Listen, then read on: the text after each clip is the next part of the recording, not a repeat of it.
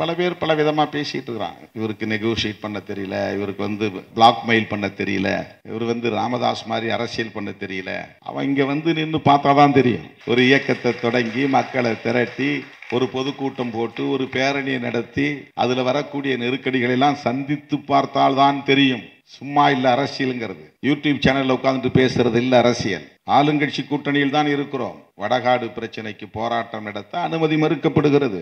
மதுரை உயர்நீதிமன்ற கிளையில் போய் வழக்கு தொடுத்து அனுமதி வாங்கி இருக்கிறோம். 19ஆம் தேதி என் தலைமையிலே ஆர்ப்பாட்டம் நடக்கப் போகிறது. ஒடுக்கப்பட்ட மக்களின் மீது நடத்தப்பட்ட தாக்குதலில் அவர்கள் பாதிக்கப்பட்டார்கள். இவன் திரண்டு போய் அவன் திரண்டு போய் ஒரு பொது இடத்துல மோதிக்கல. 2 பேரும் சமமாயிருந்து தாக்கி கொண்டால் தான் மோதல். ஒருவன் சிறுபான்மையாக இருக்கிறான், இன்னொருவன் பெரும்பான்மையாக இருக்கிறான். ஒருவன் சட்டத்துக்கு கட்டுப்படுகிறான், இன்னொருவன் சட்டத்தை மீறுகிறான், ஒடுக்குமுறை செய்கிறான் என்றால் அதற்கு பெயர் ஒடுக்குமுறை தான். அது தாக்குதல். 2 பக்கமும் கேஸ். அடிபட்டு மருத்துவமனையிலே காயம்பட்டு அறுவை சிகிச்சை செய்து தையல் போட்ட நிலையிலே படுத்திருப்பவன் மீதும் வழக்கு, தாக்கியவன் மீதும் வழக்கு. அப்பப்ப சில நேரங்களில் நீதிமன்றத்திலேயும் சில நீதிமான்கள், உண்மையான நீதிமான்கள் இருக்கிறார்கள். மதுரையில் ஒரு நீதிபதி கேட்டிருக்காரு, வடகாடுல பிரச்சனை நடந்துச்சுல, ஏன் IAS IPS அதிகாரிகள் போகல, கலெக்டர் ஏன் போய் பார்க்கல, SP ஏன் போய் பார்க்கல? எப்போவாது அப்படி சில பேர் நீதிமன்றத்தில் உரிமைக்கு குரல் எழுப்பக்கூடியவர்கள் இருக்கிறார்கள். இன்னைக்கு போயிருக்கிறாங்க வடகாட்டு, நேத்தோ இன்னைக்கு போயிருக்கிறார். எந்த சாதிய வன்கொடுமையிலும் எந்த ஒரு மாவட்ட ஆட்சியரும் பாதிக்கப்பட்ட மக்களை போய் பார்த்து ஆறுதல் சொன்னதாக சரித்திரமே இல்லை. சாதாரணமா சொல்லிட்டு போறாங்க, திமுக 2 சீட்டுக்காக நிக்கிறாரு, 3 சீட்டுக்காக நிக்கிறாரு. எத்தனையோ ஆப்ஷன் இருக்கு. அந்த ஆப்ஷன்ல நம்ம ஓபன் பண்ணல. வேண்டான்னு நம்ம வீட்டு கதவை சாத்துற, நீ உள்ள நுழையாதன்னு. ஏன்? ஒரே பிரச்சனை தான். உண்மையான அம்பேத்கரின் பிள்ளைகளாக இருப்பதனால், உண்மையாகவே பெரியாரின் மாணவர்களாக இந்த களத்திலே நிற்பதனால், சனாதன சக்திகள் இங்கே வலுப்பெறுவதற்கு நாம் கிஞ்சித்தும் இடம் கொடுத்து விடக்கூடாது என்கிற அந்த கவலைதான். தற்காலிகமாக எனக்கு ஏற்படுற நட்டத்தை பற்றி நான் கவலைப்படவில்லை. 4 8 10 6 சீட்டை 10 சீட்டு ஆக்கிட்டா நான் ஆட்சியை பிடிச்சிட முடியுமா என்ன? சமூக நீதியை பேசக்கூடிய ஒரு கட்சி ஆட்சியில் இருக்கும் போதே இந்த நிலை என்றால், யோகி ஆதித்யநாத் போன்றவர்கள் இங்கே முதலமைச்சராக வந்தால் என்ன நிலையாகும்? யாரு போய் பேச முடியும்? போராட முடியுமா? உரிமையை பேச முடியுமா? நேரம் வாங்கி உட்கார்ந்து இப்படி பிரச்சனை இருக்கிறது என்று புரட்சியாளர் அம்பேத்கர் அவர்கள் மாணவர் விடுதியிலே பெயர் மாற்றம் செய்து வேறு சமூகத்தின் பெயரை சொல்லி தங்கி இருந்து பிறகு கண்டுபிடித்து அவரை தாக்கி வெளியே அனுப்பி இருக்கிறார்கள். அம்பேத்கருக்கும் அது நிகழ்ந்திருக்கிறது, நம்முடைய வாழ்விலும் அது நடந்திருக்கிறது, ரோசிக்கும் அது நடந்திருக்கிறது. நான் இப்போது மேடைகளில் பேசுவேன். எனக்கு பின்னால் இனி யாராவது ஒருவன் கட்சி தொடங்கினால் கூட அவன் பெயரை முன்னாலே போட்டு என் பெயரை கடைசியிலே போடுவார்கள் ஊடகங்களில். அதுதான் ஊடக அறம் என்று நான் சொல்லுவதுண்டு. என்ன சிக்கல் என்று அவர்களுக்கு, என்ன அப்படி ஒரு உளவியல் சிக்கல் என்று நமக்கு தெரியவில்லை. இந்த தேர்தல் அரசியலுக்கு 1/4 நூற்றாண்டை கடந்து விட்டோம். ஒரு மாநில கட்சியாக அங்கீகாரம் பெற்று விட்டோம். ஆனாலும் கூட ஒரு அறிக்கையை எழுதுகிற போது அதிலே கூட ஒரு புரோட்டோகால் என்பதை அவர்கள் நடைமுறைப்படுத்துவதில்லை. படித்தவர்கள் என்கிற தகுதியை பெற்ற மாநிலம் என்ற ஒரு பெருமை கேரளாவுக்கு உண்டு. 100% லிட்ரேட்ஸ், படித்தவர்கள் இருக்கிறார்கள். அதாவது எழுத படிக்க தெரியும். ஆனால் அங்கே இருந்த அளவுக்கு சாதிய இறுக்கம், சாதியின் பெயரிலான ஒடுக்குமுறை ஒப்பீட்டளவிலே வேறு எந்த மாநிலத்திலும் அந்த அளவுக்கு இல்லை என்று சொல்லக்கூடிய ஒரு நிலை. ஏனென்றால் தீண்டாமை என்பது பிற மாநிலங்களில் இருந்தது. கேரளாவிலே தீண்டாமையோடு அண்டாமை இருந்தது, காணாமை இருந்தது. தீண்டாமை என்பது அன்டச்சபிலிட்டி, காணாமை என்பது அன்சியபிலிட்டி, அண்டாமை என்பது அன்அப்ரோச்சபிலிட்டி. இந்த தீட்டு கொள்கை என்பது வேறு எந்த மாநிலத்திலும் நடைமுறையில் இல்லை. இதுல என்ன பெரிய வேடிக்கை என்றால், கேரளாவிலே இருக்கிற நாயர் என்கிற சமூகம் நம்பூதிரிகளால் கீழ்ச்சாதி என்று நடத்தப்படுகிற ஒரு சமூகம். ஆனால் அவர்களுக்குள்ளே மேல் சாதி என்கிற உளவியல் கட்டமைக்கப்பட்டிருக்கிறது. நான் சமூகத்தில் நிலவுவதை சொல்லுகிறேன். எனக்கு அதில் எந்த நம்பிக்கையும் கிடையாது. உயர்வு தாழ்வு என்பதில் எனக்கு ஒருபோதும் நம்பிக்கை கிடையாது. பிறப்பால் உயர்வு தாழ்வு என்பதை ஒருபோதும் நாம் நினைத்ததே இல்லை. அப்படி ஒரு இன்ஃபீரியாரிட்டி என் வாழ்நாளில் எனக்கு ஏற்பட்டதே இல்லை. செல்வாக்கோடு புகழோடு விளங்குகிற பலரை பற்றி பேசுவார்கள். அதில் அம்பேத்கர் பார்வை கொண்ட இளைஞர்கள், அப்பெல்லாம் நான் ரொம்ப ரொம்ப ஏர்லியர் ஸ்டேஜ், அம்பேத்கர்ங்கிற பேர் மட்டும்தான் தெரியும், வேற எதுவும் தெரியாது. அப்ப சொல்லுவாங்க 80களில் 70களின் பின்பகுதியில் திரைத்துறையில ஒரு ஆளு கூட இல்லப்பா இந்த சமுதாயத்தில் இருந்து, இவர் அந்த ஆளு, இவர் இந்த ஆளு, இவர் இந்த ஆள், இளையராஜா ஒரே ஒரு ஆள் தப்பி அதுல இருக்கிறார். இல்ல நிறைய பேர் இருக்கிறாங்க, வெளியே தெரியாது, சொல்லிக்க மாட்டாங்க. தம்முடைய சமூக அடையாளம் வெளியே தெரிந்தால் தன்னுடைய தொழில் பாதிக்கப்பட்டு விடும் தன்னுடைய இருப்பு சீர்குலைந்து விடும், கேள்விக்குள்ளாகிவிடும் என்கிற அச்சத்தில் திரைத்துறையிலும் சிலர் ஒளிந்து இருக்கிறார்கள், மறைந்து இருக்கிறார்கள், பெயரை சொல்லாமல் வேறு பெயரை வைத்திருக்கிறார்கள். எப்படி டேனியல் ராஜம்மா என்று வைத்தால் கண்டுபிடித்து விடுவார்கள் என்று ரோசி என்று பெயர் வைத்திருக்கிறார். அப்படி திரைத்துறையில் பல பேர் பெயர் மாற்றம் செய்து உள்ளே இருக்கிறார்கள் என்று சொல்வார்கள். அது யார் நமக்கு தெரியாது. ஒவ்வொன்றும் விவரிக்கணும், மணிக்கணக்கில் போவோம். ஏற்கனவே ரொம்ப லேட் ஆயிடுச்சுன்னு எழுத்தாளர் இமயம் ரொம்ப கடுமையான கோபத்தில் இருக்கிறார். அண்ணனுக்கு ரொம்ப தொல்லை கொடுக்குறீங்க அப்படின்ட்டாரு. உண்மையிலே என் மேல கரிசனம் உள்ளவர். பார்க்கிற போதெல்லாம் ரொம்ப வருத்தப்படுவார். அண்ணன் ரெஸ்ட் எடுங்கன்னு. கால் வலிக்குதான் வந்தவொடனே கேட்டார். நிற்கும் போது ஒரு வலி இருக்குது, படுக்கும் போது வேற ஒரு வலி இருக்குது. காலை நீட்டி படுக்கும் போது அவ்வளவு கடுமையான வலி இருக்குது. நேற்று நான் 2:30 மணிக்கு வந்தேன். 4 மணி வரை எனக்கு தூக்கம் வரல. வலது காலை இடது காலில் போட்டு தேய்க்கிறேன், இடது காலை எடுத்து வலது காலில் போட்டு தேய்க்கிறேன். வலி அப்படி ஒரு வலி. ஏன்னா மணிக்கணக்கில் நின்று பேசுறேன். காலையில 1.5 மணி நேரம் விழுப்புரத்தில் திருச்சியில பேசினேன், மாலையில 1.5 மணி நேரம் விழுப்புரத்தில் பேசினேன். ஒரே நாளில் 2 இடத்துல கூட்டம். அது மட்டும் இருந்தா போதாது. போட்டு இந்த பக்கம் ஒரு 1000 கிலோ 10 பேர், இந்த பக்கம் ஒரு 1000 கிலோ 10 பேர், இந்த பக்கம் ஒரு 1000 கிலோ 10 பேர்னு போட்டு நெருக்கிறான். ஒரு 4 டன் எடையை நான் தள்ளி பேலன்ஸ் பண்ணி நின்று நடந்து போகணும். நான் அதுக்கு ஒரு தெம்பு தேவைப்படுது, எலும்புல சக்தி தேவைப்படுது. ஆனா வெறும் சோறு ரசம் தான் சாப்பிட்றேன். காய்கறி கூட நான் எடுத்துக்கிறது இல்லை. எழுத்தாளர் இமயம் அவர்கள் என்னை பற்றி மிகுந்த கவலையோடு சில கருத்துக்களை பகிர்ந்து கொண்டார். என் மீது அவருக்குள்ள உண்மையான கரிசனம். அதற்காக அவருக்கு நான் நன்றி சொல்ல கடமைப்பட்டிருக்கிறேன். ஆனால் அவருக்கு ஒன்றை சொல்ல நான் விரும்புகிறேன். இந்த மேடையில் தான் நான் சற்று இளைப்பாறினேன். இதுதான் எனக்கு எந்த தொல்லையும் இல்லாத வகையிலே சில மணி நேரம் அமைதியான முறையிலே ஒரு புத்தகத்தை படிக்கிற வாய்ப்பை தந்திருக்கிறது. 4 நாட்களுக்கு முன்பே எனக்கு இந்த புத்தகம் கொடுத்தார்கள். என்னால் ஒரு பக்கத்தை கூட புரட்ட முடியவில்லை. இங்கே வந்து கிட்டத்தட்ட ஸ்டாலின் ராஜாங்கம் அவர்களின் மதிப்புரை உள்ளிட்ட அனைத்தையும் 3 அத்தியாயங்களை படித்து முடித்தேன். இடையிலே சில நொடிகள் கண்ணயர்ந்தேன். அவ்வளவு இளைப்பாறுவதற்கான ஒரு இடமாகவும் அமைதியை நுகர்வதற்கான ஒரு களமாகவும் இந்த மேடை எனக்கு அமைந்திருந்தது. அவருக்கு மறுப்பு சொல்ல வேண்டும் என்பதற்காக அல்ல. உண்மையில் ஒவ்வொரு நாளும் பொதுமக்களும் கட்சி தோழர்களும் வந்து என்னை சூழ்ந்து கொண்டால் ஒரு நொடி கூட என்னால் அந்த வளையத்தில் இருந்து வெளியேற முடியாது.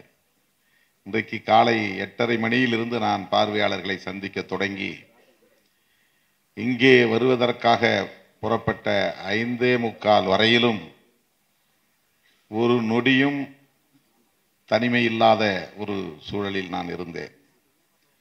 வருகிற போதே நேரம் ஆகிவிட்டது. என்னால் அந்த நிகழ்வு தாமதமாக தொடங்கும் சூழல், சிறப்பு விருந்தினர்கள் வந்திருப்பார்கள் என்கிற பதற்றத்தோடு தான் வந்தேன். ஆனால் கையில் புத்தகம் இல்லை. இங்கே வந்த பிறகு கிடைத்தது. சில பக்கங்களை புரட்ட முடிந்தது. மிகவும் கனமான பதிவுகள்.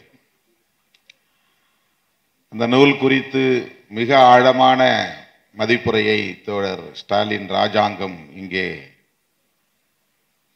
அவருக்கே உரிய ஆய்வு நோக்கில் அடுக்கடுக்காக பல தகவல்களை நம்மோடு பகிர்ந்து கொண்டார். அதேபோல ஜெயராணி அவர்களும் மிக ஆழமாக இந்த நூலை படித்திருக்கிறார் என்பதை உணர்த்தக்கூடிய வகையில் ஒவ்வொரு பகுதியாக எடுத்துரைத்தார்.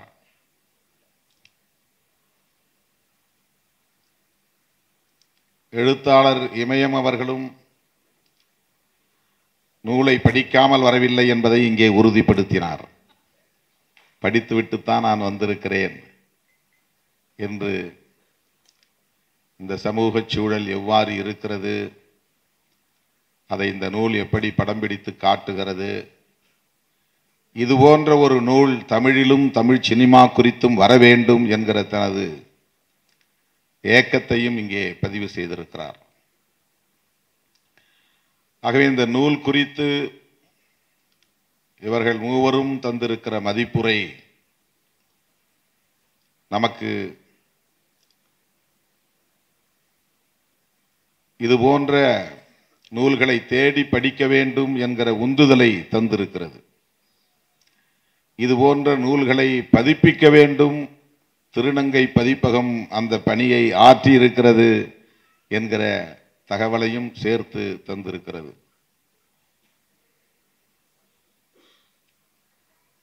ரோசி என்கிற பாத்திரம் கற்பனை பாத்திரம் அல்ல. அவர்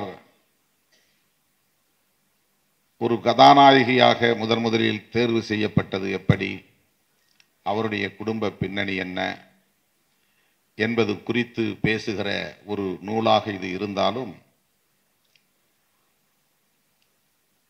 இந்த சமூகம் எந்த அளவுக்கு சாதிய கட்டமைப்பில் இன்னும் ஊறி கிடக்கிறது, முடைநாற்றம் வீசுவதாக இருக்கிறது என்பதை இந்த நூல் திரு மணி குன்னுக்குழி எஸ் மணி அவர்கள் படம் பிடித்து இந்த நூலின் மூலம் படம் பிடித்து காட்டுகிறார். தோழர் இமயம் அவர்கள் சொன்னதைப் போல இந்த நூலின் மொழிபெயர்ப்பு என்பது இது மொழிபெயர்க்கப்பட்ட நூலா என்று ஐயப்படக்கூடிய அளவுக்கு மிகச் சிறப்பாக அமைந்திருக்கிறது. அதை மூட முடியவில்லை. புரட்டிக்கொண்டே இருக்கக்கூடிய அளவுக்கு எந்த தேக்கமும் இல்லாமல் இந்த நடை தமிழ் மிகச் சிறப்பாக வந்திருக்கிறது. எனக்கு இதை படித்துக் கொண்டிருக்கிற போதே ரோசியின் வரலாற்றை தெரிந்து கொள்ளும் அதே வேகத்தில் டேனியலின் வரலாற்றையும் தேடி படிக்க வேண்டும் என்கிற உந்துதலை தந்தது. அந்த காலத்தில் 1920களில்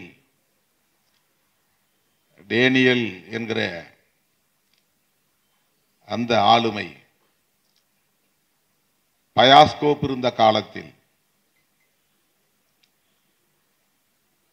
களரி என்கிற தற்காப்பு கலை குறித்து ஒரு நீளமான படத்தை தயாரிக்க வேண்டும், ஒளியில்லா படத்தை தயாரிக்க வேண்டும் என்கிற ஆர்வத்தின் மிகுதியால் அதை பற்றி அறிந்து கொள்ள தெரிந்து கொள்ள அவர் சென்னைக்கு வந்தது, பம்பாய்க்கு போனது, பல அவமானங்களை சந்தித்தது. பிறகு திருவனந்தபுரம் வந்து அகஸ்தீஸ்வரம் என்கிற இடத்தில் தமக்கு இருந்த சொந்தமான நிலம் 100 ஏக்கரை அப்போது 50,000ற்கு விற்று அவரே ஒரு திரையரங்கத்தை, ஒரு கொட்டகையை, ஒரு கீற்று கொட்டகையை, ஒரு ஸ்டுடியோவை அமைக்க எடுத்துக்கொண்ட முயற்சி, களரி தொடர்பாக ஒரு படம் தயாரிக்க வேண்டும் என்பதை விட அதில் ஒரு கதையையும் இணைக்கலாம் என்று முயற்சி செய்து அதற்கான தயாரிப்பை மேற்கொண்டு அதற்கான பாத்திரங்களை தேடுகிற போது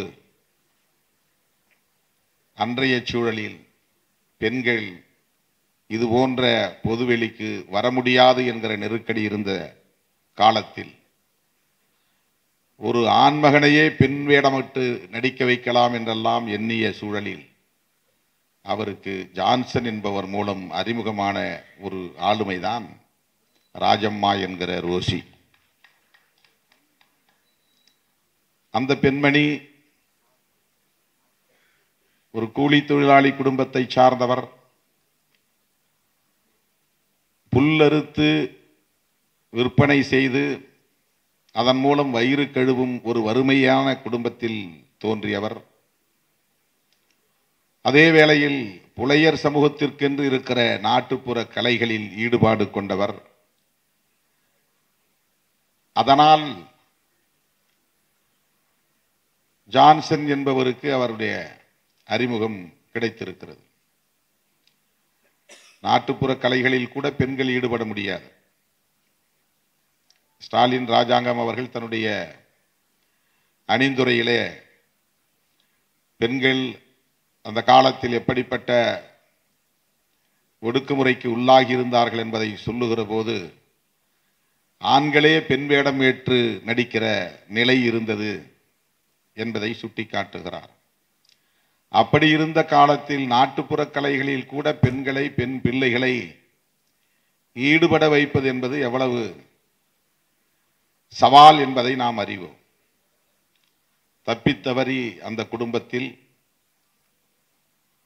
கோலப்பன் என்கிற பவுலோஸ், தந்தை பெயர், குங்கி என்கிற அந்த அம்மையார், அவர்கள் தம்முடைய பிள்ளை இப்படி ஒரு நாட்டுப்புற கலையாக இருக்கிற களரியில் காக்காருகலி என்கிற அந்த நாடகத்தில் நடிப்பதற்கு அனுமதித்திருக்கிறார்கள். அந்த கலைத்திறன் அவரிடத்திலே இருக்கிறது என்பதை கண்டுணர்ந்து வேறு எந்த பெண்மணியும், எந்த சமூகத்தை சார்ந்த பெண்மணியும் டேனியலின் கனவை நனவாக்குவதற்கு தயாராக இல்லாத சூழலில் ஜான்சனால் கண்டறியப்பட்ட ஒரு ஆளுமை ரோசி. அவர் முதலில் தயங்குகிறார், பிறகு ஒத்துக்கொள்கிறார். அப்படி ஒரு கதாநாயகி உருவாகிறார் ஒளியில்லா திரைப்படத்தில். அப்போதெல்லாம் எடிட்டிங் கிடையாது. தொடக்கத்திலிருந்து கடைசி வரலும் படத்தை ஒழுங்கா எடுத்தா அது ஒரு முழுமையான படமாகும். நினைச்ச நேரத்தில் நினைச்ச பகுதியை எடுத்துக்கிட்டு பிறகு வெட்டி ஒட்ட முடியாது. அப்போது எடிட்டிங் கிடையாது, வசனம் இல்லை. ஏனென்றால் அப்போது சப்தம் கிடையாது, ஒளி கிடையாது. அப்படியான ஒரு சூழலில் 1928 உருவான படம்தான் அந்த திரைப்படம்.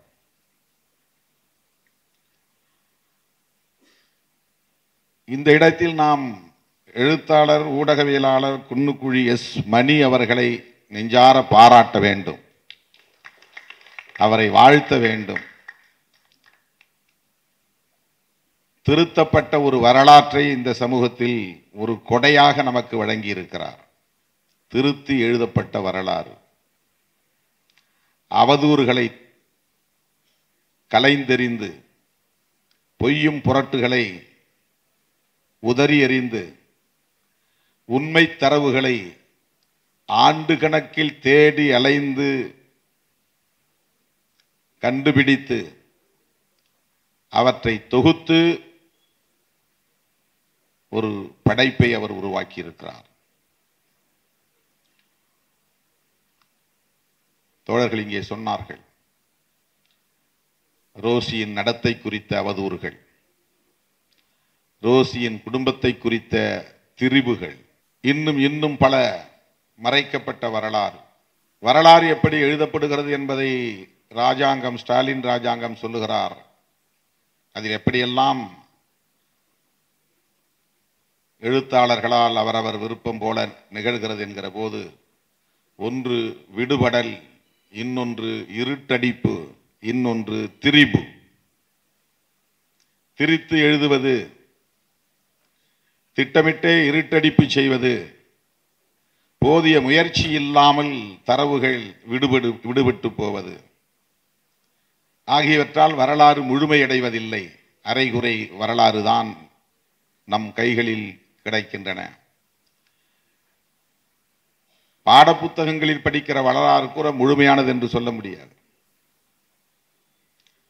இன்னொன்றையும் சொல்லுகிறார், வரலாற்றுக்கு தரவுகள் மட்டும் போதாது, தரவுகள் மட்டுமே இருந்தால், சரியான தரவுகள், டேட்டாஸ், தரவுகள் மட்டும் இருந்தால் அது முழுமை பெறாது. அதை எப்படி எழுதுகிறவன் வாசிக்கிறான் என்பதையும் பொறுத்து அது அமையும். எழுதப்பட்ட பிறகு எப்படி ஒருவன் வாசிக்கிறான் என்கிற அந்த வாசிப்பு முறையும் அதிலே முக்கியமானது. வாசிப்புக்கான ஒரு கோணம் இருக்கிறது, ஒரு ஆங்கிள்.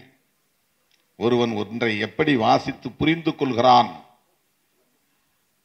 என்பதும் சேர்ந்ததுதான் ஒரு வரலாற்றின் முழுமைக்கான அடிப்படையாக அமைகிறது என்று சொல்லுகிறார். இந்த இடத்தில்தான் குன்னுக்குழி எஸ். மணி வெறும் ஊடகவியலாளராக இல்லாமல் ஒரு வரலாற்று ஆய்வாளராகவும் இருக்கிறார். ஒரு தூய்மையான வரலாற்றை படைக்க வேண்டும் என்கிற போராளியாகவும் இருக்கிறார் என்பதை நம்மால் உணர்ந்து கொள்ள முடிகிறது. ஜேம்ஸ் மார்க் பீட்டரை நாம் பாராட்டுகிற அளவுக்கு அதைவிட பன்மடங்கு குன்னுக்குழி எஸ். மணி அவர்களையும் நாம் பாராட்டியாக வேண்டும், வாழ்த்தியாக வேண்டும். ஏனென்றால் அது வெறும் ஒரு நடிகையின் வரலாறு என்கிற வகையிலே சுருக்கி பார்க்கக்கூடிய ஒன்றல்ல. ஏதோ ஒரு நிகழ்ச்சியிலே அவர் போய் பங்கேற்க போகிறார். அப்போது காம்பிசேரி கருணாகரன் என்பவர் பேசுகிறார். அந்த பேச்சின் ஊடாக தெரிக்கிற ஒரு செய்தி அவருக்கு ஒரு உந்துதலை தருகிறது. முதலாக ஒரு ஒளியில்லா திரைப்படம் மலையாள சினிமாவில் உருவானது. அந்த திரைப்படத்தில் ரோசி என்கிற ஒரு நடிகை முதல் கதாநாயகியாக நடித்தார். அவர் புல்லறுக்கும் குடும்பத்தை சார்ந்த ஒரு கூலி தொழிலாளி என்று அவர் தன்னுடைய பேச்சின் போக்கிலே அதை சொல்லிவிட்டு போகிறார். அந்த குறிப்பை வைத்துக்கொண்டு இவர் தேட முனைகிறார். இவருடைய பயணம் தொடங்குகிறது.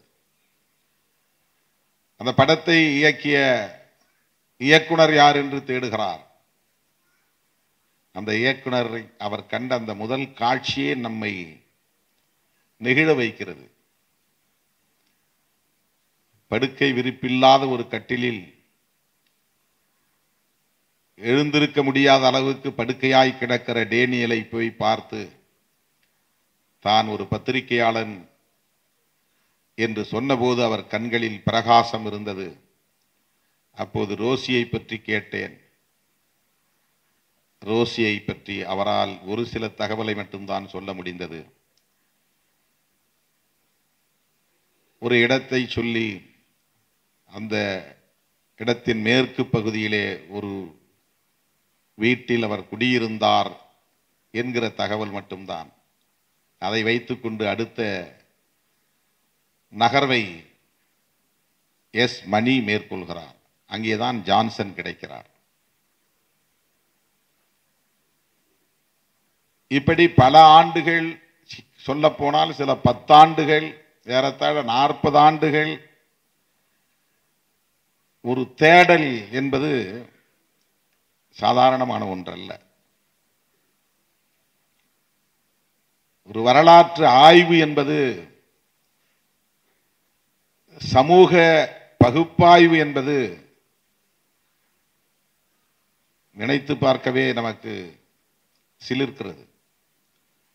எந்த அளவுக்கு அதிலே ஒரு ஈடுபாடு அந்த எழுத்தாளருக்கு, அந்த படைப்பாளருக்கு, அந்த ஊடகவியலாளருக்கு, அந்த வரலாற்று ஆய்வாளருக்கு, சமூக செயற்பாட்டாளருக்கு இருந்திருக்கிறது என்பதை எண்ணி பார்க்கிற போது வியப்பாக இருக்கிறது. முதல் என்பதை எப்படி சிலர் உரிமை கோருகிறார்கள் என்றும் இங்கேயும் பேசினார் ஸ்டாலின் ராஜாங்கம் அவர்கள். அதற்கு மிக அருமையான ஒரு நிகழ்வை எடுத்து உரைத்தார். நாம் பல மேடைகளில் பேசியது. அதன் பிறகு கொருக்குப்பேட்டையிலே இருக்கிற இடுகாட்டில் அந்த பெயர் வரிசை மாற்றம் செய்யப்பட்டது. மொழி போராட்டத்திலே முதலில் 1938 நடந்த இந்திய எதிர்ப்பு போராட்டத்தில் முதலில் களப்பலியானவர் நடராசன்.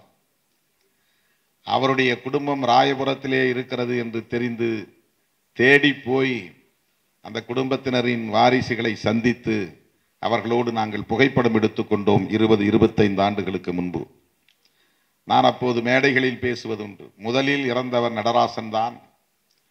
இரண்டாவதாக மார்ச் மாதத்திலே இறந்தவர் தான் தாளமுத்து. ஆனால் எழும்பூரிலே எழுப்பப்பட்டிருக்கிற மாளிகைக்கு தாளமுத்து நடராசன் மாளிகை என்று இருக்கிறது.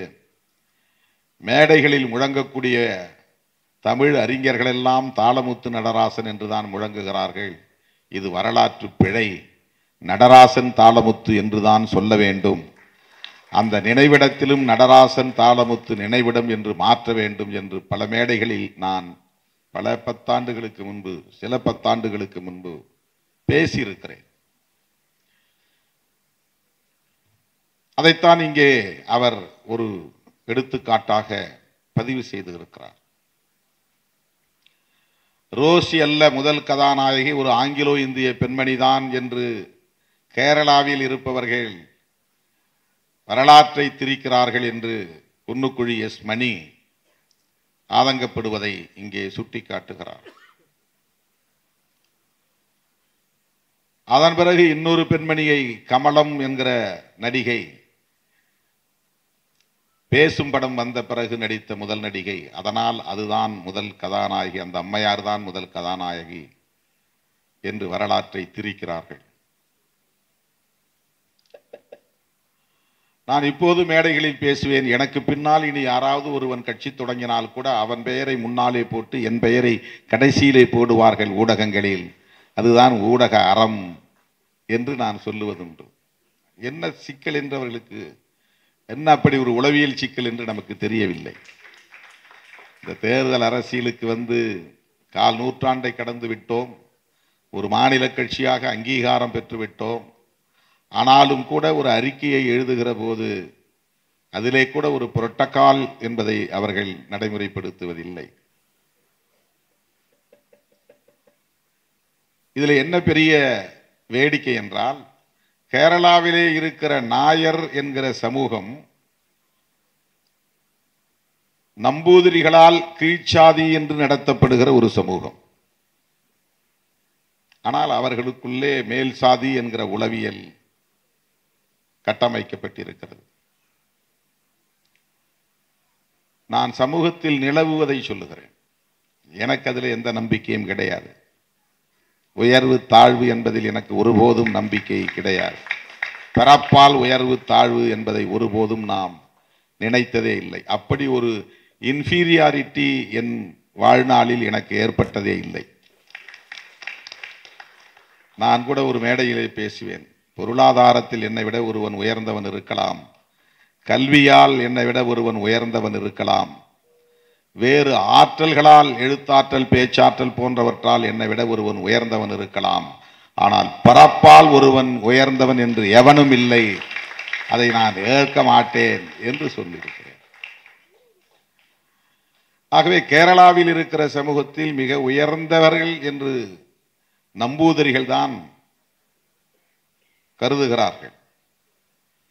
பார்ப்பனர்களிலேயே நாங்கள் தான் உயர்ந்தவர்கள் என்று கருதுகிற ஒரு உளவியல் மேலாதிக்க போக்கு அவர்களிடத்தில் இன்றைக்கும் இருக்கிறது. இந்தியாவின் குடியரசுத் தலைவராக இருந்த ஆர் வெங்கட்ராமன் அவர்கள் ஒரு முறை கேரளாவுக்கு போயிருந்த போது ஒரு கோவிலுக்குள்ளே நுழைந்த போது ஆடையை கழற்றிவிட்டு உள்ளே வாருங்கள் என்று சொன்னதாக நாம் ஏடுகளில் படித்திருக்கிறோம். தமிழ்நாட்டில் இருக்கிற ஐயரை விட ஐயங்காரை விட நாங்களே உயர்ந்தவர்கள் என்கிற எண்ணம் கொண்டவர்கள், அந்த உளவியல் அவர்களுக்கு இன்றைக்கும் உண்டு. வர்ணாசிரம தர்மம் அதைத்தான் சொல்லுகிறது. பார்ப்பனர்கள் தான் உயர்ந்தவர்கள், மற்ற அனைவருமே கீழானவர்கள் என்பதுதான். கேரளாவிலே சாதி கலப்பால் சில சாதிகள் உருவாயின என்று வரலாற்று குறிப்புகள் கூறுகின்றன. சண்டாளர் என்ற ஒரு சாதி இருக்கிறது. அந்த சாதி பிணம் சுடுகிற சாதி. அது பார்ப்பனர்களுக்கும் சூத்திரர்களுக்கும் ஏற்பட்ட கலப்பால் பிறந்த புதிய சாதி என்று சொல்லுகிறார்கள். நாயரே சூத்திரர் என்பதுதான் கேரளாவின் சமூக படிநிலை. ஆனால் இன்றைக்கு எப்படி தமிழ்நாட்டிலே ஓபிசி அல்லது எம்பிசி என்று வகைப்படுத்தப்பட்டிருக்கிற சமூகங்களை சார்ந்த சிலர் தாங்கள் சத்திரியர்கள் என்று உரிமை கோருகிறார்கள். அதிலே ஒரு உயர்வு இருப்பதாக கருதுகிறார்கள். ஆனால் மனு தர்மம் சொல்லுவதை அவர்கள் மறந்து போகிறார்கள். பார்ப்பனர்களை தவிர அனைவருமே கீழ்சாதிதான் என்கிற அந்த உண்மையை அவர்கள் உணர மறுக்கிறார்கள். நீ சூத்திரன் என்று மட்டுமல்ல, வைசியன் என்று சொன்னாலும் கீழ்சாதிதான், சத்திரியன் என்று சொன்னாலும் கீழ்சாதிதான். இதை நான் சொல்லவில்லை, மனு தர்மம் சொல்லுகிறது, வர்ணாசிரம தர்மம் சொல்லுகிறது. இதுதான் நீண்ட நெடுங்காலமாக இந்த சமூகத்தில் நிலவுகிற ஒன்று. ஆகவே இந்த படத்தில் ரோசியின் பாத்திரம் நாயர் சமூகத்தை சார்ந்த பெண்மணியாக நடிக்கிற பாத்திரம். ரோசி புலையர் சமூகத்தை சார்ந்தவர் என்று எப்படி அவர்கள் கண்டுபிடித்தார்கள் என்று தெரியவில்லை. அரங்கில் படம் ஓடிக்கொண்டிருக்கிற போதே திரையை கிழித்திருக்கிறார்கள். டேனியல் வீட்டை குறிவைத்து தாக்கி இருக்கிறார்கள். இது எப்போது நடந்திருக்கிறது? 100 ஆண்டுக்கு முன்பு நடந்திருக்கிறது. 100 ஆண்டுக்கு முன்பு கேரளாவிலே இது நடந்திருக்கிறது. 1000 ஆண்டுகளுக்கு முன்பல்ல, 100 ஆண்டுக்கு முன்பு. கல்வியில் அது வளர்ச்சியடைந்த மாநிலம். 100 விழுக்காடு அனைவரும் படித்தவர்கள் என்கிற தகுதியை பெற்ற மாநிலம் என்ற ஒரு பெருமை கேரளாவுக்கு உண்டு. 100% லிட்ரேட்ஸ், படித்தவர்கள் இருக்கிறார்கள். அதாவது எழுத படிக்க தெரியும். ஆனால் அங்கே இருந்த அளவுக்கு சாதிய இறுக்கம், சாதியின் பெயரிலான ஒடுக்குமுறை ஒப்பீட்டளவிலே வேறு எந்த மாநிலத்திலும் அந்த அளவுக்கு இல்லை என்று சொல்லக்கூடிய ஒரு நிலை. ஏனென்றால் தீண்டாமை என்பது பிற மாநிலங்களில் இருந்தது. கேரளாவிலே தீண்டாமையோடு அண்டாமை இருந்தது, காணாமை இருந்தது. தீண்டாமை என்பது அன்டச்சபிலிட்டி, காணாமை என்பது அன்சியபிலிட்டி, அண்டாமை என்பது அன்அப்ரோச்சபிலிட்டி. இந்த தீட்டு கொள்கை என்பது வேறு எந்த மாநிலத்திலும் நடைமுறையில் இல்லை. திருவிதாங்கூர் சமஸ்தானத்தில் தான் இருந்தது. அந்த சமஸ்தானத்தை ஆண்ட மன்னர்கள் வெளிப்படையாகவே நாங்கள் மனு தர்மத்தை காக்க ஆட்சி நடத்துகிறோம், எங்களின் அரச கோட்பாடு என்பதே மனு தர்மம்தான் என்று வெளிப்படையாக அறிவித்துக் கொண்டவர்கள் திருவிதாங்கூர் சமஸ்தானத்தை சார்ந்த மன்னர்கள். பார்த்தாலே தீட்டு, போய் குளிக்கணும் மற்ற சாதிக்காரன், அப்படி சில சமூகங்களை ஒடுக்கி வைத்திருந்தார்கள். அந்த சாதிக்காரன் என் கண்ணு முன்னால பட்டுட்டான், எனக்கு தீட்டுப்பட்டு போச்சு. 400 கஜ தூரம் ஒரு சாதிக்காரன் நின்று பேச வேண்டும். அவன் 399 கஜம், ஒரு கஜம் தாண்டி வந்தால் தீட்டுப்பட்டு விடும். கேரளாவிலே தீயபாடு என்ற ஒரு இடம் இருக்கிறது. அந்த இடத்தில் தீயர்கள் என்கிற சாதியை சார்ந்தவர்கள் நின்று பேச வேண்டும். அந்த இடத்தில் தான் நின்று பேசணும், நாயர் சமூகத்தினரிடம் அல்லது பிற உயர்ந்த சமூகத்தினரிடம். அதை தாண்டி ஒரு தப்படி அவன் அடியெடுத்து வைத்தால் கூட அவனுக்கு தீட்டுப்பட்டு விடும். திருவிதாங்கூர் சமஸ்தானத்தில் இது போன்ற தீண்டாமை கொடுமைகள், அண்டாமை கொடுமைகள், காணாமை கொடுமைகள் இருந்தன என்பதையும் தாண்டி பெண்கள் மாறாப்பு துணி போடக்கூடாது என்கிற கெடுபிடி இருந்தது. சிறுமிகளாக இருந்தாலும் வயதில் மூத்த மூதாட்டிகளாக இருந்தாலும் அவர்கள் உடலில் மேல் பாகத்தை மூடக்கூடாது என்கிற கொடுமை இருந்தது. அதைவிட கொடுமை பெண்மணிகளின் மார்பகத்திற்கு வரி விதிக்கிற கொடுமை இருந்தது. எவ்வளவு குரூரம் நிறைந்த ஒரு சமூகமாக அது இருந்திருக்கிறது என்பதை நினைத்து பார்க்கவே நமக்கு படபடக்கிறது, பதறுகிறது. அப்படிப்பட்ட ஒரு சமூக கட்டமைப்புக்குள்ளே டேனியல் எவ்வளவு துணிச்சலாக புலையர் என்கிற ஒரு சமூகத்தை சார்ந்த பெண்மணியை கதாநாயகி ஆக்குகிற நடவடிக்கையை மேற்கொண்டிருக்கிறான். டேனியலுக்கு நாம் இந்த நேரத்தில் ஒரு சல்யூட் அடிக்க வேண்டும், பாராட்ட வேண்டும். அதுவே ஒரு புரட்சிகர பார்வை. அது அவனுக்கு அந்த சகோதரத்துவ பார்வையை தந்தது அவன் உள்வாங்கிக் கொண்ட கிறிஸ்தவம்.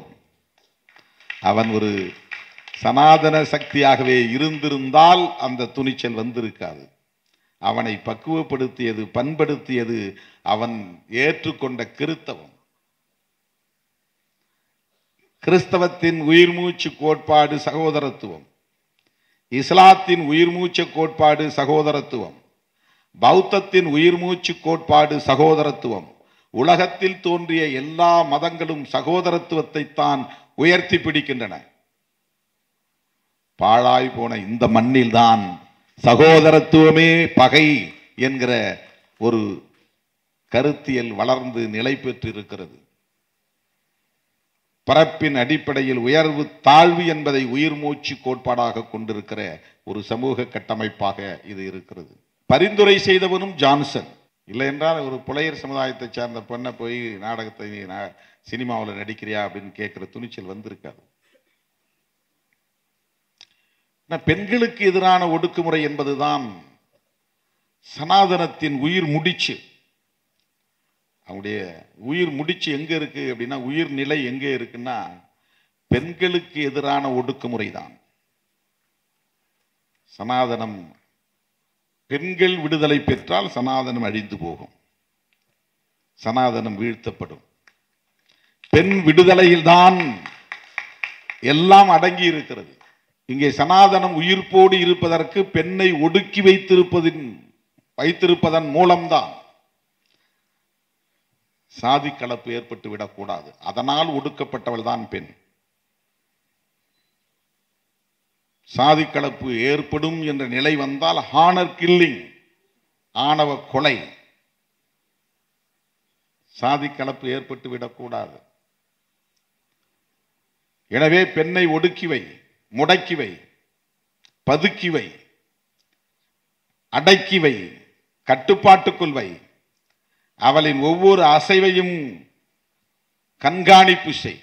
காலிலே சத்தம் வரும் கொலுசை மாட்டிவிடு. அவள் எங்கே நடமாடுகிறாள் என்பது தெரிய வேண்டும். அழகு அழகு என்று சொல், அது அழகுக்காக அல்ல, அவளை மானிட்டர் பண்ணுவதற்காக. அவள் நடக்கும்போது சத்தம் கேட்கணும்.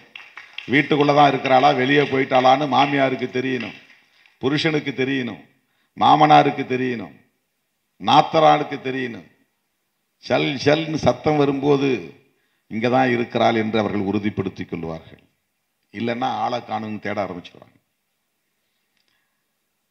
சாதி கலப்பு ஏற்பட்டு விடக்கூடாது என்பதற்காகத்தான் பாலிய விவாகம்.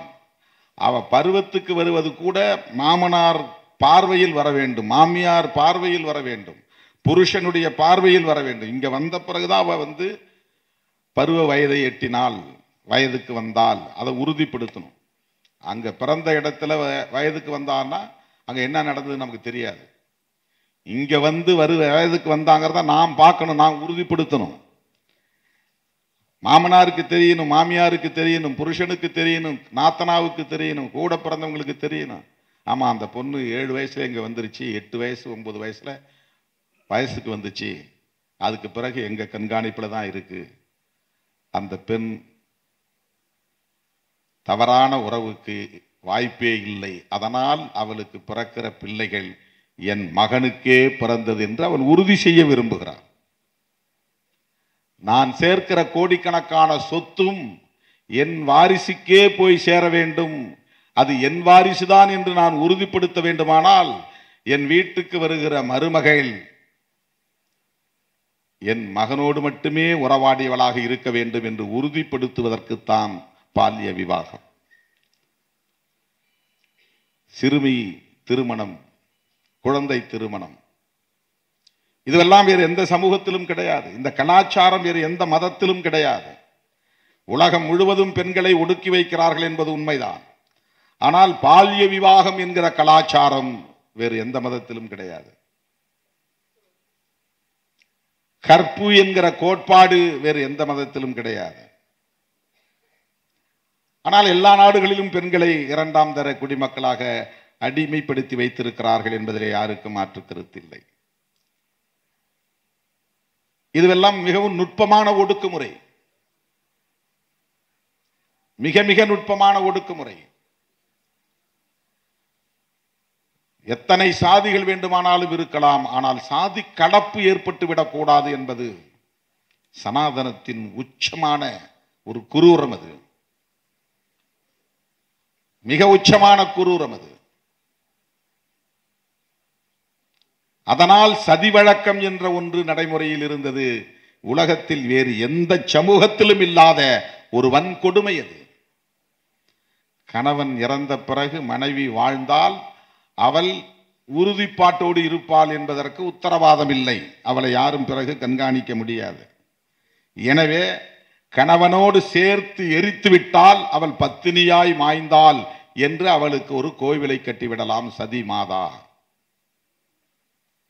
அவள் விருப்பம் இல்லாமலேயே அவளை தூக்கி கட்டையிலே போட்டு எரிக்கிற வழக்கம் உலகத்திலேயே வேறு எந்த சமூகத்திலும் கிடையாது. பெண்களுக்கு எதிரான ஒடுக்குமுறை என்பதுதான் சனாதனத்தின் உயிர் முடிச்சாக இருக்கிறது. இது தலைவிரித்தாடிய ஒரு பரப்பு, கொட்டமடித்த ஒரு பரப்பு கேரள பரப்பு, திருவிதாங்கூர் சமஸ்தானம் என்பதாகும். அந்த மண்ணிலே தோன்றிய ஒரு பாத்திரம், ஒரு போராளி பாத்திரம் தான் டேனியலால் உருவாக்கப்பட்ட ரோசி. ஒரு பெண் அதிலிருந்து வெளியே உருவி கொண்டுட்டு வர்றதற்கு பாருங்க, வா நீ நடி. ஒரு கதாநாயகியாக இந்த படத்திலே நடி. கூலிக்கு போனால் நீ என்ன சம்பளம் வாங்குகிறாயோ அதை போல் 2 மடங்கு உனக்கு நான் சம்பளம் தருகிறேன். ஆனால் அவர் பொருளாதாரத்திலே பெரிய வலிமை பெற்றவராக கூட இல்லை. வெறும் 50,000 முதலீடாக போட்டிருக்கிறார். அன்னைக்கு 100 ஏக்கர் 50,000 வித்திருக்கு. அந்த 50,000 வைத்துதான் இந்த திரைப்பட தொழிலில் பலவற்றை அவர் தேடி தேடி கற்றிருக்கிறார், சேர்த்திருக்கிறார், உழைத்திருக்கிறார். அதை முதலீடாக்கி ஒரு படத்தை உருவாக்கி இருக்கிறார். கடைசியில் அவர் யாராவது எங்களுக்கு உதவி செய்யுங்கள் என்று அவருடைய மனைவி ரேச்சல் ஜானட் தன்னுடைய கணவனின் நண்பர்களுக்கு கடிதம் எழுதக்கூடிய நிலைமையில், வறுமையில் வாடியிருக்கிறார். டேனியலின் கதை என்பது இன்னும் துயரம் மிகுந்ததாக இருக்கிறது, சவால் நிறைந்ததாக இருக்கிறது, போர்க்குணம் வாய்ந்ததாக இருக்கிறது, புரட்சிகர தன்மை வாய்ந்ததாக இருக்கிறது. தோழர்களே, இன்றைக்கும் நாம் 21ஆம் நூற்றாண்டில் எல்லா தளங்களிலும் இதை நாம் எதிர்கொண்டு வருகிறோம். திரைத்துறை மட்டுமல்ல. நாங்கள் கல்லூரி மாணவர்களாக இருந்த காலத்தில் உரையாடுவோம். அப்போது சில தோழர்கள் திரைப்படத்துறையில் செல்வாக்கோடு புகழோடு விளங்குகிற பலரை பற்றி பேசுவார்கள். அதில் அம்பேத்கர் பார்வை கொண்ட இளைஞர்கள், அப்பெல்லாம் நான் ரொம்ப ரொம்ப ஏர்லியர் ஸ்டேஜ், அம்பேத்கர்ங்கிற பேர் மட்டும்தான் தெரியும், வேற எதுவும் தெரியாது. அப்ப சொல்லுவாங்க 80களில் 70களின் பின்பகுதியில் திரைத்துறையில ஒரு ஆளு கூட இல்லப்பா இந்த சமுதாயத்தில் இருந்து, இவர் அந்த ஆளு, இவர் இந்த ஆளு, இவர் இந்த ஆள், இளையராஜா ஒரே ஒரு ஆள் தப்பி அதுல இருக்கிறார். இல்ல இல்ல நிறைய பேர் இருக்கிறாங்க, வெளியே தெரியாது, சொல்லிக்க மாட்டாங்க.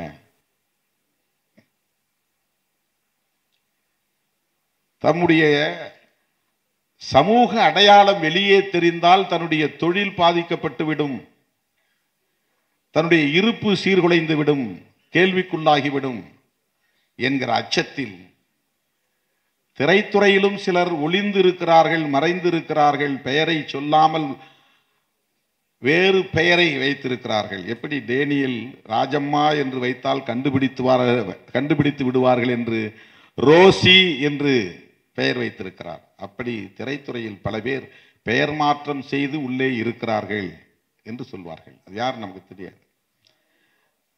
தலைநகர் சென்னையில் அப்படி பல பேர் பெயர் மாற்றம் செய்து வீடு வாடகைக்கு எடுத்து தங்கி இருக்கிறார்கள் என்பதை நாம் பார்த்திருக்கிறோம்.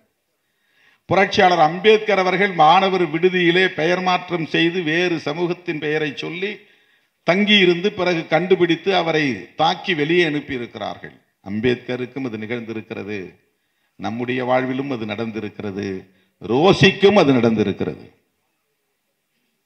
அதனால்தான் பெயர் மாற்றம். கோபி நயினார் இங்கே பேசுகிற போது சொன்னார், அந்த திரைத்துறையில் ஒரு ரோசி என்றால் இங்கே அரசியல் தளத்தில் நமக்கு ஒரு ரோசி எழுச்சி தமிழராக இருக்கிறார் என்று சொன்னார். இது பெண்பார் குறியீடாக சொன்னார் என்றாலும் கூட அதனுடைய பொருள் என்னவென்றால், இவருடைய வரலாறும் இங்கே இருட்டடிப்பு செய்யப்படுகிறது, அவருக்குரிய முக்கியத்துவம் தர மறுக்கப்படுகிறது, அவருக்கான அங்கீகாரம் இங்கே முழுமையாக கிடைக்கவில்லை, அவரும் அத்தகைய தாக்கத்திற்கு பாதிப்புக்கு ஆளானவர் என்கிற பொருளிலே சொன்னார். ஆங்கிலத்திலே ரைஸ் என்றால் எழுச்சி என்று பொருள், ரோஸ் என்றால் எழுந்தது என்று பொருள். திருமாவளவனை எழுச்சி தமிழர் என்று சொல்லுவதனால் அந்த எழுச்சியின் அடையாளமாக அவர் ரைஸ் ரோஸ் ரோஸ் என்கிற பொருளிலே ரோசி என்று சொன்னாரோ என்று நான் எண்ணிக்கொண்டேன். அதுவும் ஆண்பார் குறியீடுதான். ரைசிங் அது ரைஸ், அதில் பாஸ்ட் டென்ஸ் வந்து ரோஸ். எழுச்சி பெற்று விட்டோம், மாநில கட்சியாக அங்கீகாரம் பெற்று விட்டோம். அதுக்கு 25 ஆண்டுகள் பிடித்திருக்கிறது. ஒரு இயக்கத்தை ஒரு மாநில கட்சியாக அங்கீகாரம் பெறுவதற்கு பல பேர் பல விதமாக பேசிட்டு இருக்கிறாங்க. இவருக்கு நெகோஷியேட் பண்ண தெரியல, இவருக்கு வந்து பிளாக் மெயில் பண்ண தெரியல, இவர் வந்து ராமதாஸ் மாதிரி அரசியல் பண்ண தெரியல. அவன் இங்க வந்து நின்று பார்த்தாதான் தெரியும். ஒரு இயக்கத்தை தொடங்கி மக்களை திரட்டி ஒரு பொதுக்கூட்டம் போட்டு ஒரு பேரணியை நடத்தி அதில் வரக்கூடிய நெருக்கடிகளை எல்லாம் சந்தித்து பார்த்தால்தான் தெரியும். சும்மா இல்லை அரசியலுங்கிறது. யூடியூப் சேனலில் உட்கார்ந்துட்டு பேசுறது இல்லை அரசியல். ஆளுங்கட்சி கூட்டணியில் தான் இருக்கிறோம். வடகாடு பிரச்சனைக்கு போராட்டம் நடத்த அனுமதி மறுக்கப்படுகிறது. மதுரை உயர்நீதிமன்ற கிளையில் போய் வழக்கு தொடுத்து அனுமதி வாங்கியிருக்கிறோம். 19ஆம் தேதி என் தலைமையிலே ஆர்ப்பாட்டம் நடக்கப் போகிறது.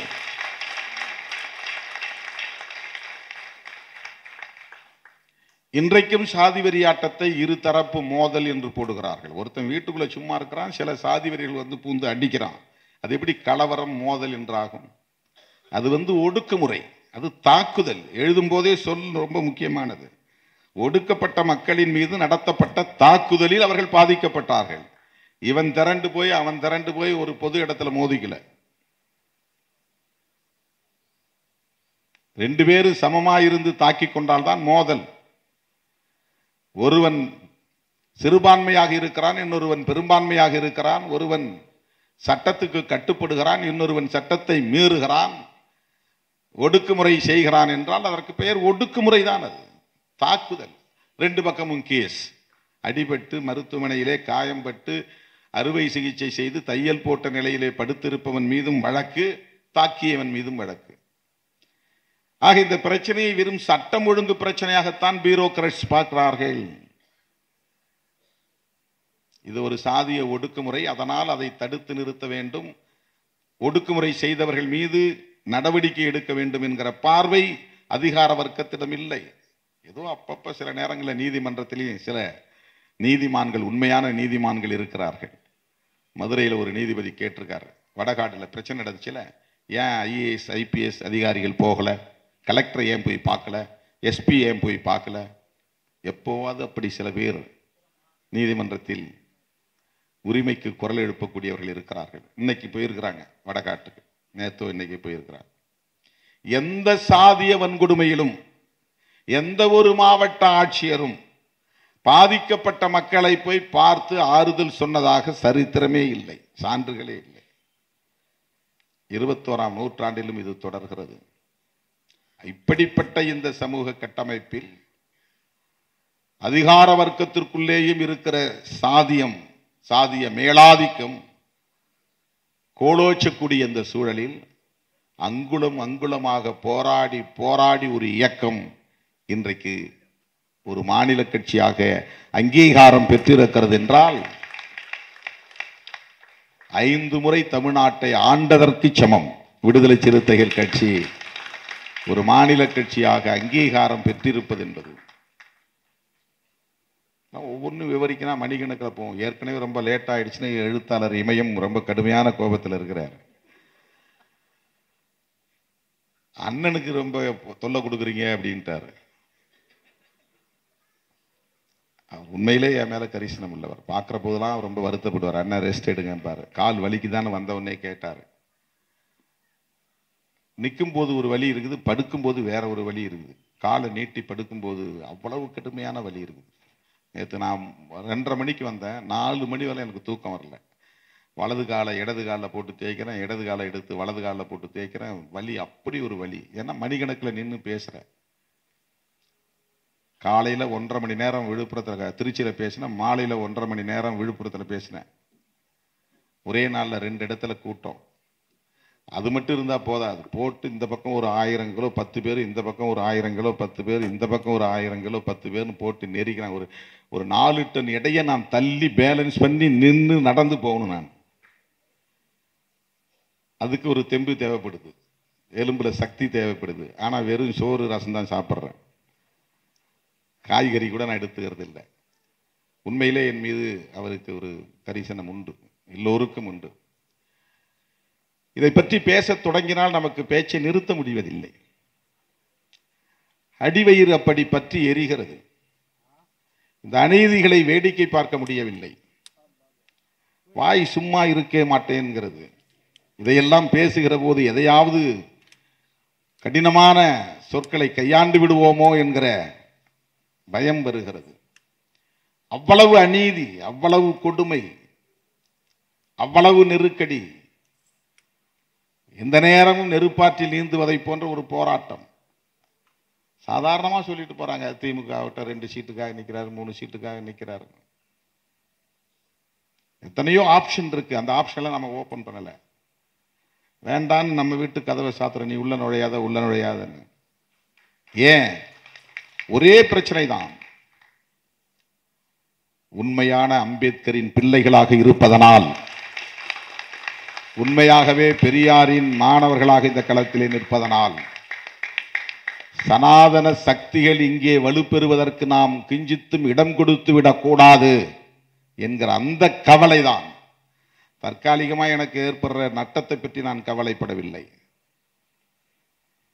4 8 10 6 சீட்டை 10 சீட்டு ஆக்கிட்டா நான் ஆட்சியை பிடிச்சிட முடியுமா? என்ன முடியாது. சரி, 10 சீட்டை 15 சீட்டாக வாங்கி ஜெயிச்சு போனோம்னா ஆட்சியை பிடிச்சிட முடியுமா? அப்பவும் ஒரு எதிர்கட்சி மாதிரி தான் வேலை செய்ய முடியும். அதற்காக நாம் நம்மை போன்ற கருத்துக்களை, கொள்கைகளை பேசக்கூடியவர்களின் உறவை துண்டித்து கொண்டால் என்ன ஆகும்? சமூக நீதியை பேசக்கூடிய ஒரு கட்சி ஆட்சியில் இருக்கும் போதே இந்த நிலை என்றால், யோகி ஆதித்யநாத் போன்றவர்கள் இங்கே முதலமைச்சராக வந்தால் என்ன நிலையாகும்? யாரு போய் பேச முடியும்?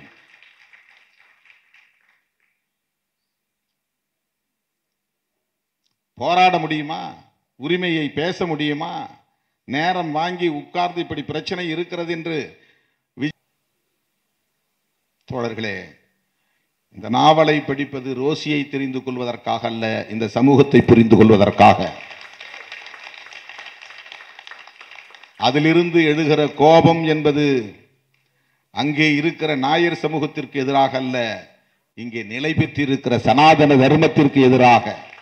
அந்த உணர்வை பெறுவதற்கான உந்துதலை தரும் ஒரு படைப்பாக இது இருக்கும் என்று சொல்லி இந்த வாய்ப்புக்கு நன்றி கூறி முடிக்கிறேன். நன்றி, வணக்கம்.